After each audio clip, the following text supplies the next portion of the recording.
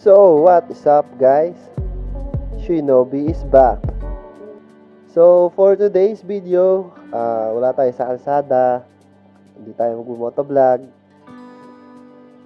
Gusto ko lang ikwento ang aking 2020 YouTube journey.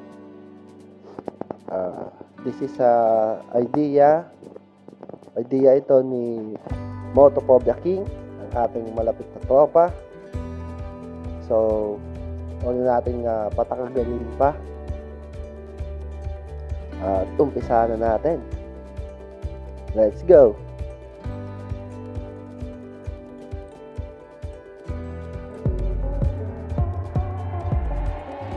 So, ayun guys.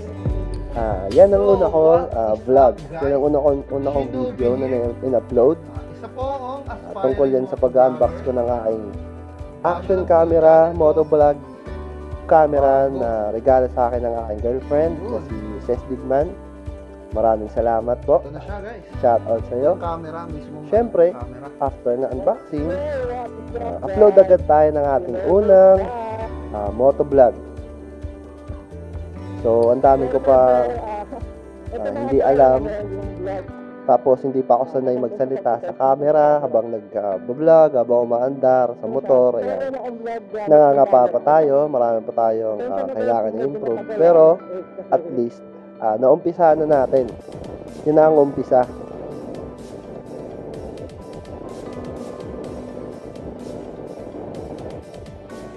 So, ito ang video ng unang kong clickbait.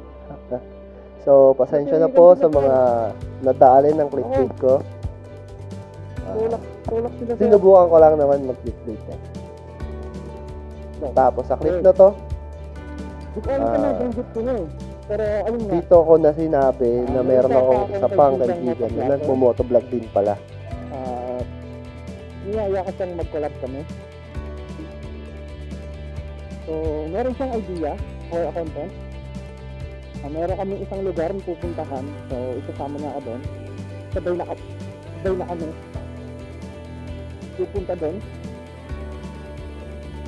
So, ang pupuntahan namin Siyempre, yun ay walang iba kundi si Motophobia King.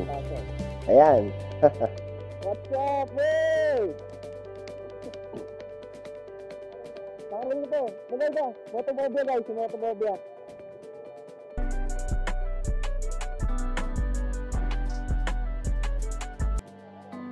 So, ayan yung unang naming ride.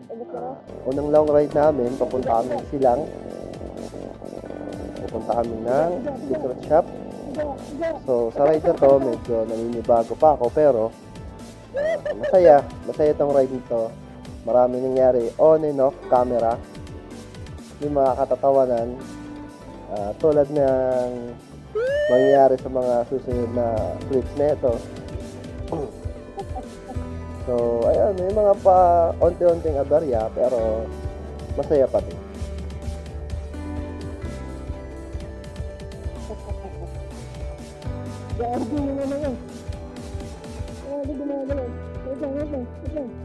Yan, kung makikita nyo, malalaglag yung phone holder ko kasi hindi namin nakabit ni Motophobia ng maayos.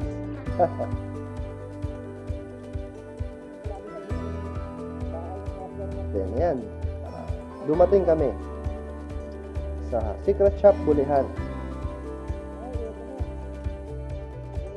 Ang una kong vlog na nag-interview ako ng shop owner.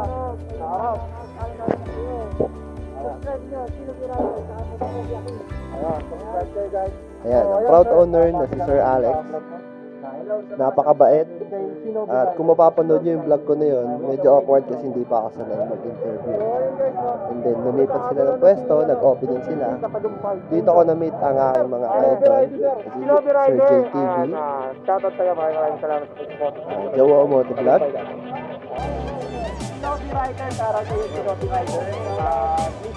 siyempre, si Sir Joris dyan.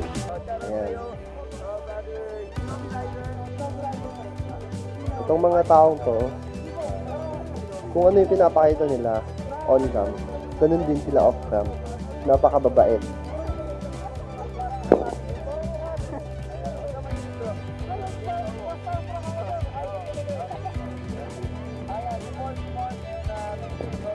So, na-starstruck pa ako. Nanginginig pa ako nung nakita ko sila.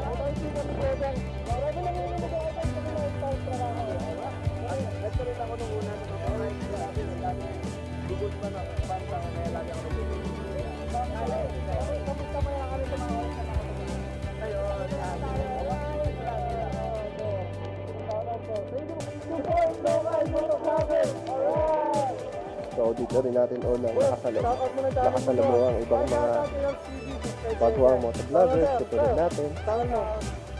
So napakababait din ng mga tao ko. So shoutout sa inyo lahat.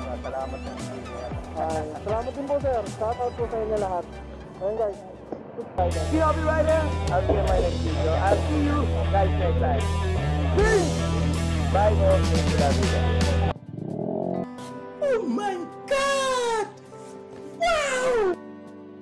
So dito natin nakasama sila. Hindi ko kaya. Automatic, sabi Pagabiro, Senyoris dyan. Sa pag-ride papuntang Tagaytay, nagkarera pa nga si Photopobia King at si Jawa dahil pareho sa Nag-document lang tayo.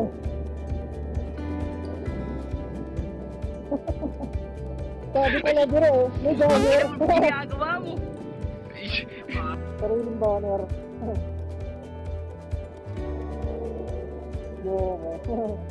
Sabi, pa kami makahuli ng polis dyan dahil sa banner. So, ayun. Ito, si Masan Motovlog. Dito ko unang nakilala si Masan. Kasama natin eh. Si Motophobia King ang nag-introduce sa kanya sa akin. So, pupunta kami sa Jawa Moto Shop. Sinama niya si Masan, si Bro Masan. So, shoutout sa iyo, bro. First impression ko sa taong to, napakabait nitong taong to. Tawa-tawa lang. Pasundot-sundot ng konting joke. Minsan corny. Pero nakakatawa rin naman, di ba? So, unang-una pa lang, tropa na kagad. So, solid. Dahil doon, nag-decide kami na bumuo ng squad. Yan. So, kaming tatlong unang members ng squad, ng DC Squad. So, sana supportahan niyo po kami.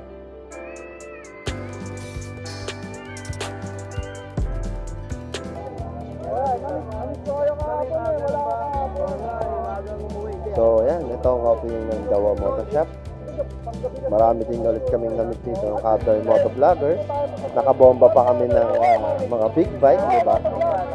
So, ayun, napakasaya. Napakasaya ng mga event na ganito.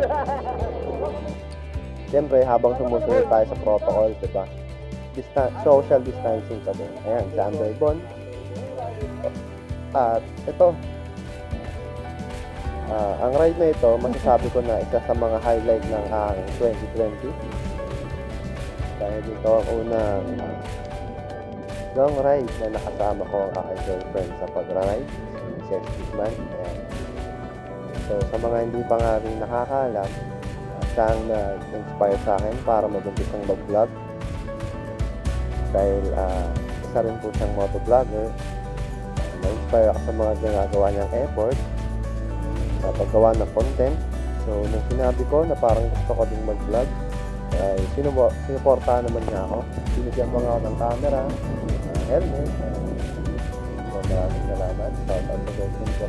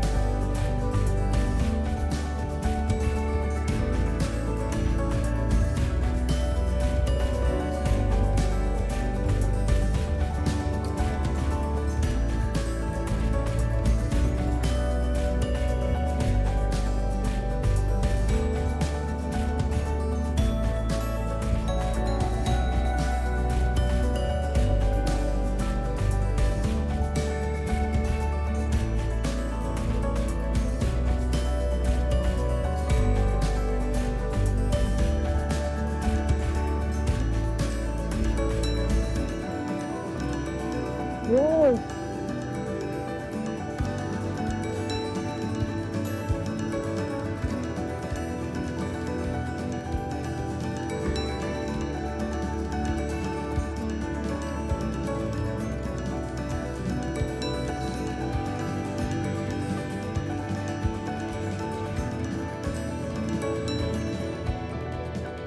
Ang taas!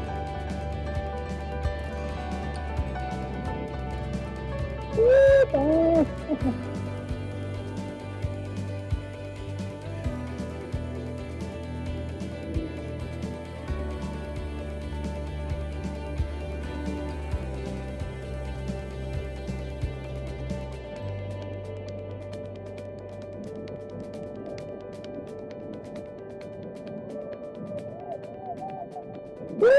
Ang ganda!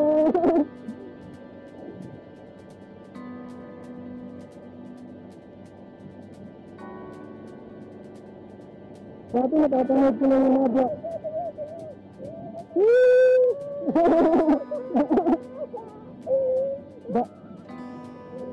Dati napapanood ko lang yung mga vlogger na dumadaan dito.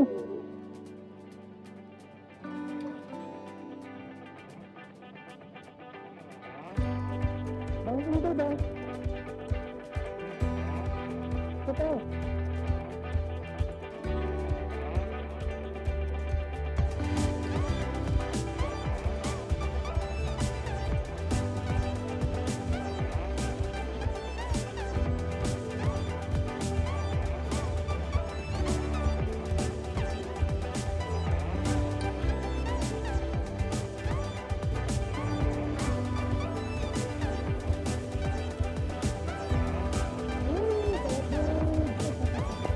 So, 2020, maraming naging pagsubok sa atin.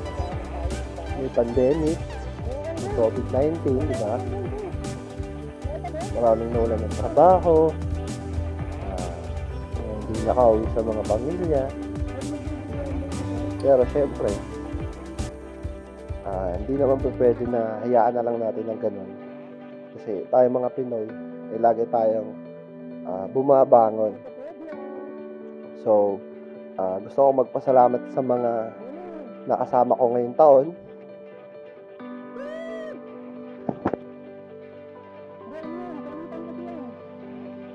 Sa mga sumusuporta sa akin.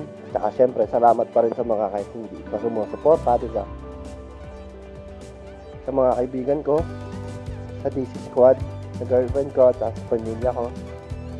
Sana! Let's go!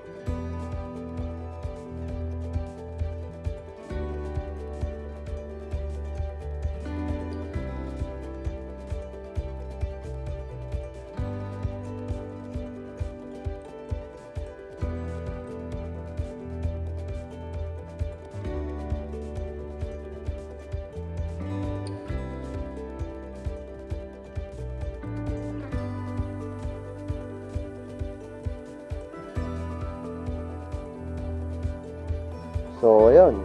Bago ko tapusin ang vlog na ito, mapapanood nyo sa vlog na to ang kauna-una ang intro ng DC Squad kasama si Moto Pobra King at Masan Moto Vlog. Siyempre, lagi niyong tatandaan guys na ride safe always and Shinobi is out.